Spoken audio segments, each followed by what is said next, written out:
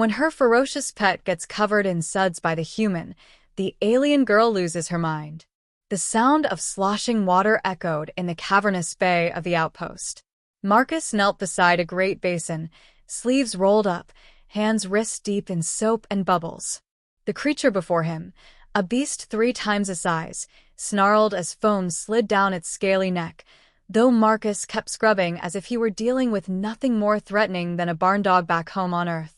The alien beast, called a rusketh by its people, flexed massive claws, muscles rippling beneath its armored hide. Its reptilian head twitched, golden eyes narrowing with suspicion. A deep growl vibrated through the metal floor. "Easy, big guy," Marcus muttered.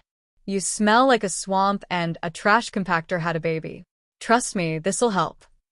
He poured another bucket of suds over the beast's back. The rusketh snapped its jaws, close enough to spray Marcus with hot breath, but not close enough to bite. Marcus laughed nervously, half wondering if this would be the last stupid thing he did. Then the bay doors hissed open. Lyra stormed in. Her silver-blue skin glimmered with faint bioluminescence beneath the harsh lights, and her long hair floated like strands of nebulae, as if stirred by an unseen breeze. Her eyes, those sharp violet orbs, locked onto Marcus, then onto the soapy mess coating her creature. For a heartbeat she froze, disbelief written across her delicate yet fierce features. Then her voice lashed out, sharper than a plasma blade. "What have you done?" Marcus froze mid-scrub. Washing him?" The alien girl's jaw dropped, then tightened with fury. She marched forward, boots striking the floor like war drums. "You dare cover a rusketh guardian in filth foam?" she shouted, pointing a trembling finger at him. "You dare desecrate his sacred scales with human chemicals?" Marcus blinked. "It's soap. Just soap. Unscented. Biodegradable. Look, it's safe. I used to wash hunting dogs with this back on Earth." The beast, apparently enjoying the attention despite its grumbling, leaned into Marcus's hands, closing one eye in bliss. Marcus scratched a rough patch near its horned ear. The growl turned into a deep rumble almost like a purr. Lyra gasped as though struck. He likes it." Marcus grinned. "Looks that way." But Lyra's expression twisted from shock to horror. She gripped her temples. No, no, no. If the High Elders knew, they would exile me for failing to protect his dignity. A guardian is not a pet dog for washing and scratching. He is a warrior beast bred for battle, bonded to me by blood oath. Marcus raised a brow. "Well, warrior or not, he stinks. I figured I'd help." Lyra's breath came fast, her fury colliding with something else, confusion, embarrassment, maybe even betrayal. She looked at the suds sliding down her guardian's tail like it was an unforgivable crime. "You humans," she hissed. "You touch what is not yours. You break traditions you do not understand. Do you know what those suds are doing to his honor?" Marcus chuckled, keeping his tone light though his heart raced. Didn't realize honor had a smell. Because right now, it's wet swamp mixed with acid breath. "Trust me, this is better." The rusketh let out a pleased groan as Marcus rinsed off another bucket of suds. Lyra staggered back, jaw slack. Her fearsome beast, the creature she had raised from a hatchling, sworn to command in battle, was leaning against a human, tail swishing through the water like a delighted pup. Her outrage cracked into panic. "Stop. If he bonds with you instead of me." Marcus finally paused, really looking at her. Her fierce facade trembled, and for the first time, she looked less like a warrior and more like a girl afraid of losing someone she loved. "Lyra," Marcus said gently, rinsing his hands. "I'm not stealing him. I'm just helping." She shook her head violently. "You do not understand. The bond between guardian and keeper is everything. If he accepts your care more than mine, he could choose you." Silence fell. The rusketh lifted its huge head, blinked golden eyes at Lyra, then leaned back down toward Marcus with a low rumble of contentment. Lyra's knees nearly gave way. "No, no, no." Marcus sighed. "Hey, big guy, go to her." He stepped back, hands raised. The beast hesitated, then padded toward Lyra, dripping with soap and water.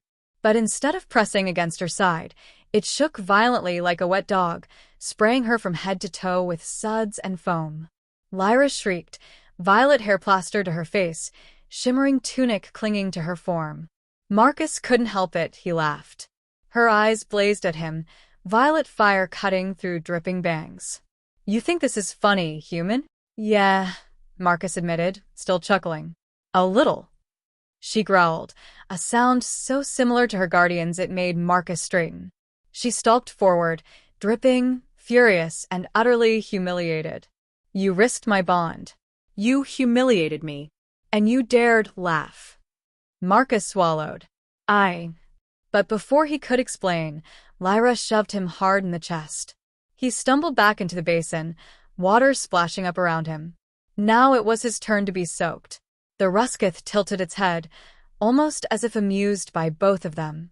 Marcus surfaced, wiping suds from his eyes. Okay, maybe I deserve that. Lyra stood over him, chest heaving. For a long, tense moment, her fury seemed ready to explode again. But then her shoulders sagged. You treat him like a child, she whispered, almost in disbelief. Not a weapon. Not a sacred beast. Just someone to care for. Marcus caught his breath. Is that so wrong? Lyra glanced at her guardian, who padded back to her side, dripping but calm. His golden eyes blinked slowly, as though reassuring her. Something in her expression softened. For us, she murmured, guardians are proof of strength. We parade them, train them, send them to fight for our pride. But you, she looked back at Marcus, confused and shaken. You wash him, play with him, treat him as though he matters beyond his purpose. Marcus hauled himself out of the basin, dripping. Where I come from, we take care of the ones we love. Doesn't matter if they've got fur, scales, or skin. Lyra's lips trembled. She looked away, ashamed. I nearly struck you for this. I thought you were mocking me. Marcus managed a crooked grin. Nah. Just wanted him to stop smelling like death.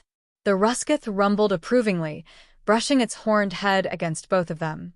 Lyra froze at first, then slowly lifted her hands to rest against the beast's wet neck.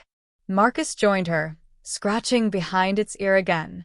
And for the first time, Lyra laughed. A short, shaky sound, but genuine. Marcus blinked at her, surprised. You look ridiculous, she said softly, gesturing at his soap-covered hair. He smirked. You're not exactly winning any beauty contests right now either. She gasped, half offended, half amused, and shoved him lightly again, this time with no real anger. The guardian growled, as if commanding both of them to stop fighting and continue the petting.